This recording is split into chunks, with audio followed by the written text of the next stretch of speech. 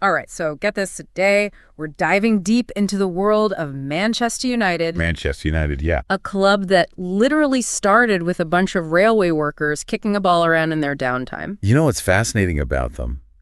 Their story is almost like a roadmap of how football itself evolved. Really? Oh yeah, I'm serious. They started as Newton Heath, LYRFC, back in 1878. LYR. What's that stand for? It stands for Lancashire and Yorkshire Railway. Ah, okay, so it's literally right there in the name, railway workers. Exactly. Shows you how connected the beautiful game was to the working class back then. I can just picture it. Mud, grit, probably some epic slide tackles happening on those early pitches. Oh, absolutely. But these guys, they weren't content with just local bragging rights. So what they set their sights on? Joining the Football League, of course. Which, by the way, had just been formed in 1888. But get this, their first application, rejected. No way, you're kidding. I'm dead serious. Can you imagine that happening today? Manchester United's application to join the league denied. Talk about a blow to the ego. I mean, that's got to be disheartening. So what did they do? They were resilient. I'll give them that. Instead of just packing it in, they joined a rival league called the Football Alliance. Okay, so proving they were serious, not giving up that easily. Exactly. And this is where things get interesting. Oh, so? Well, because of financial struggles, the Football Alliance ended up merging with the Football League in 1892. Ah, so that's their ticket. Precisely. Newton Heath finally gets their spot in the top division. They even moved to a brand new ground on Bank Street in 1893. Things are looking up. Hold your horses. Those early years, let me tell you, they were a constant fight for survival. Really? I mean, they were in the top division, right? They were, but they barely escaped relegation in their very first season. Wow, talk about a close call. It really makes you wonder, doesn't it? Wonder what? What if they had gone down? How different would football history look? It's a real sliding doors moment. Okay, I'm starting to see where you're going with this. So, they're on the brink. What happens next? Enter John Henry Davies, a local brewer with a keen eye for potential. He sees something in this struggling club that others don't. What did he see? Potential. Raw, untapped potential. He invests heavily, brings in new management, and this is a big one. Go on, this is the good part. He changes their name to Manchester United in 1902. So wait, are you telling me they weren't always Manchester United? Nope. Started as Newton Heath, remember? Oh, right. This is blowing my mind. And that's how a struggling club with a mouthful of a name got a fresh start. New name, new colors, new manager. Feels like a whole new chapter. It was. And with a manager who would change everything, his name, Ernest Magnol. All right, Ernest Magnol, tell me more. This guy wasn't just a manager. He was a true innovator. His training methods were revolutionary. Like he'd have players practicing without a ball. Can you imagine that? Without a ball? That's wild. I know, right? Err. Focusing on things like positioning and tactical awareness. So thinking ahead, planning the play before you even have the ball. Exactly. And you know what? It was so revolutionary, it's actually credited with changing how football was played across the entire country. And I'm guessing this new approach to training, it worked. Oh, it worked like a charm. They clinched their first league title in 1908, followed by their first FA Cup victory just a year later in 1909. This is incredible. They really went from nearly being relegated to racking up trophies. They were a force to be reckoned with, and they needed a stadium to match their ambitions. That's where Old Trafford comes in. Wait, Old Trafford, as in the Old Trafford, but that place is? Iconic. Oh. Legendary. A stadium built for giants. Yes, that Old Trafford. I had no idea it went back that far. Oh, yeah. History is as rich as Manchester United's itself. 80,000 capacity back then. Can you imagine? Wow, that's more than some modern stadiums. So, first game at Old Trafford, how'd it go? A 4-3 loss to Liverpool. Ouch. Starting off on the wrong foot. True, but you know what they say? Sometimes you can learn more from a loss than a win. Yeah, I guess even a loss can be a win. Exactly. But all good things. Right. Don't tell me it all goes downhill from here. Well, let's just say things are about to get interesting. So, last we left off, things were getting interesting. Interesting might be an understatement. You know, they say sometimes you have to break down to break through. Oh, tell me about it. And that's certainly true for Manchester United after the Second World War. Right. It's like the war reshuffled everything. It did.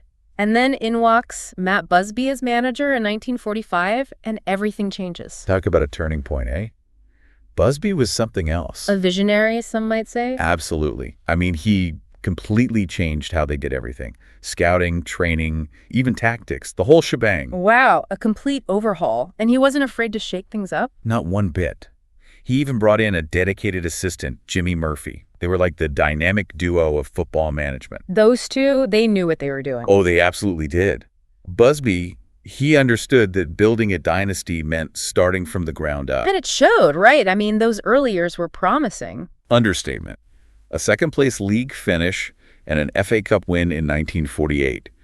All with a team of local lads, mind you. Talk about homegrown talent. But it sounds like Busby wasn't satisfied stopping there. Busby, content. Never.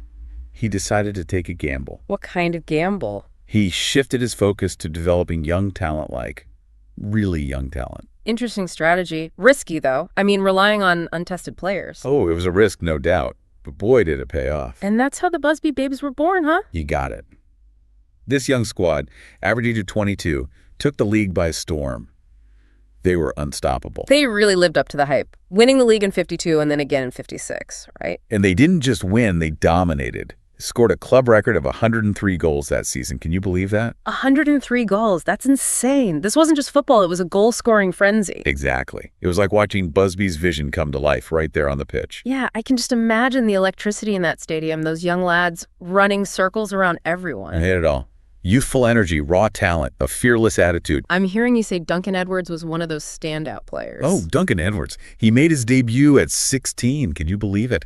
The kid was a phenomenon, destined for greatness. It's tragic, then, what happened in 1958. The Munich air disaster. A day etched in football history. 8 players lost their lives that day, including Duncan Edwards. Just like that. The future of those young men, gone in an instant. And the impact it had on the city of Manchester, the club, the fans, it was devastating. It's hard to imagine how you even begin to recover from something like that. And Busby. He was there, wasn't he? On that plane, seriously injured. I can't even begin to fathom what he must have gone through. To come back from that, Okay. both physically and emotionally, to rebuild the club, the team, it's testament to the man's strength. It speaks volumes about his character, his resilience, his love for the club. He felt this incredible responsibility to honor those who were lost, to rebuild Manchester United into the powerhouse they were meant to be. And rebuild they did. 10 years after the Munich tragedy, under Busby's leadership, Manchester United lifted the European Cup. Their first ever European Cup victory. Can you believe that? And only 10 years after that horrific day. Talk about a story that sends chills down your spine. It gives me goosebumps just thinking about it. The resilience, the emotion. It's almost like it was destiny. But as much as we'd love to stay in this moment of triumph forever, All good things. must come to an end. And the end of an era was on the horizon with Busby's retirement in 1969. What a legacy to live up to. Replacing a legend is never easy. It's like trying to capture lightning in a bottle twice. They brought in Wilf McGuinness. Then even Busby himself came back for a bit, but it wasn't the same. Nothing could ever be the same. It was the start of a roller coaster ride for the club relegation battles, controversial managers, you name it. It was a tumultuous period. It seemed like they were searching for an identity in the post-Busby world. They needed someone to steady the ship, someone to bring back that winning mentality, someone who could unite the team and the fans. Someone who could build a dynasty. And in 1986, a certain Scottish manager arrived at Old Trafford. His name, Alex Ferguson. Little did they know, they'd just hired the man who would become the most successful manager in English football history. And the rest, as they say, is history.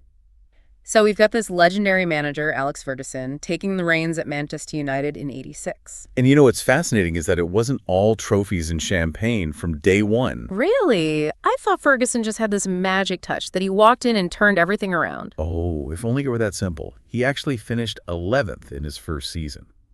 11th. For a manager who's synonymous with winning, that's almost hard to believe. It just goes to show that even the greats need time to build something truly special. And build he did. Oh, absolutely. He didn't just inherit a team, he cultivated a culture. What was his secret? How'd he do it? Well, one of his biggest strengths was his unwavering belief in youth development. He understood that the future of the club depended on nurturing young talent. And that's where the class of '92 comes in. Beckham, Giggs, Scholes, the Nevilles. Those guys weren't just footballers, they were icons. They were the embodiment of Ferguson's vision, homegrown talent, incredible work ethic, and a burning desire to win. And they were coming of age at the perfect time. Absolutely.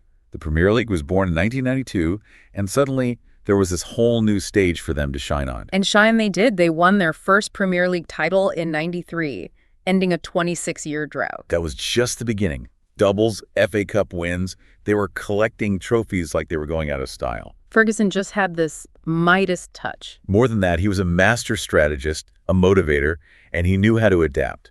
He built team after team, always finding a way to win, no matter who his players were. He created a dynasty, an era of dominance that seemed like it would never end. And then 1999 happened. The treble. The Premier League title, the FA Cup, and the Champions League, all in one season. It's the stuff of legends. A feat that's only been achieved by a handful of clubs in history. And that Champions League final, talk about a nail-biter. Down 1-0 to Bayern Munich, time ticking away. I still get chills thinking about it. 2 goals in stoppage time Sheringham and Solskjaer, both coming off the bench. Unbelievable. That night, they cemented their place as a global force. And their dominance continued into the new Millennium War Premier League titles, breaking Liverpool's record for the most league championships. They were on top of the world. And then they signed Cristiano Ronaldo in 2003. Talk about a game changer. He wasn't the global superstar he is now, but they saw his potential. They paired him with Wayne Rooney, and the rest is history. Those two were unstoppable, a force of nature on the pitch. But even dynasties crumble, and Ferguson's retirement in 2013 marked the end of an era. How do you even begin to replace a legend like that? It's a question Manchester United are still grappling with today. They've brought in big names, spent big money Moyes, Van Gaal, Mourinho, even Ole Gunnar Solskjaer, but it hasn't been the same. It's the weight of expectation, the pressure to live up to the legacy. Although they did win the Europa League in 2017, their first European trophy since 2008. A glimmer of hope in a period of transition. And then, of course, there was Ronaldo's return in 2021, a fairy tale ending that was sadly not meant to be. It's a reminder that football is a fickle game, always moving forward. And now, Erik ten Hag is at the helm, trying to steer the ship back to calmer waters. Their Carabao Cup win in 2023, their first trophy in 6 years, suggests he might be on the right track. And let's not forget the Ineos takeover. Could their investment be the key to unlocking a new era of success? Only time will tell, but one thing's for sure. Manchester United's story is far from over. From humble beginnings to global icons, they've seen it all. Triumph, tragedy, and everything in between. They've got a knack for comebacks, a fighting spirit that's been forged over generations. So to answer your question from the beginning, what does the future hold for Manchester United? I think it's going to be fascinating to watch it unfold. Thanks for joining us for this deep dive into the history of Manchester United, a club that's captured the hearts of millions around the world.